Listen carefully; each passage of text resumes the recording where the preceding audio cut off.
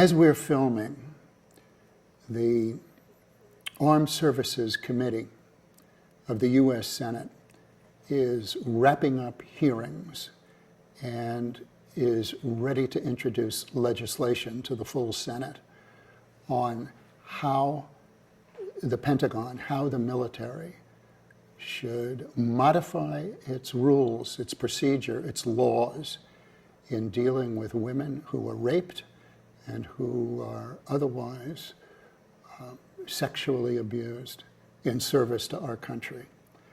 And I personally care a lot about this. I'm a parent of a woman who served in uniform. I know the issue as a parent, and I certainly know it as a therapist and as a member of the board of directors of Service Women's Action Network. All of the Joint Chiefs testified before the Armed Services Committee, and all of them deplored the outrageous level of sexual assault that exists in our U.S. military. And they all said that they intend to stop it. But none of them agreed with the proposed legislation that is coming from women senators who I think understand this situation intimately and accurately.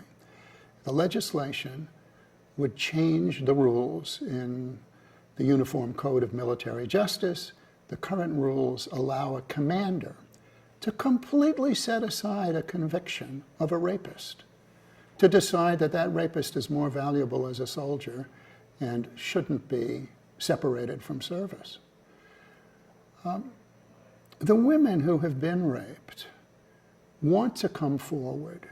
They want the military to work. They want the rapists in the military to be punished and excluded from military service.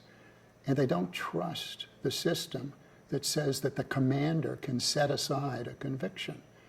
They want to have the protection of a system that acts more like civilian justice than military justice when it comes to this one crime. And I think they're right. Senator Levin, who is my senator from the state of Michigan, and I knew him when I was a cabinet officer in Michigan. I admire him greatly. I'm afraid he's on the wrong side of this issue. He wants to reinforce the authority of the military commanders. And they're telling him that they can handle this. But all the women on his Senate committee feel otherwise. And I think we need to fix this, and we need to listen to the voices of the women who know better as to what would protect the women who are serving. And that's the position of Service Women's Action Network, and that's my position. And I have a feeling we're going to get there, that the military is an important engine of change. I think they contributed to ending racism. I think they're making the right moves in advancing over the don't ask, don't tell policy for giving full right and opportunity to serve to people who have a homosexual rather than a heterosexual orientation.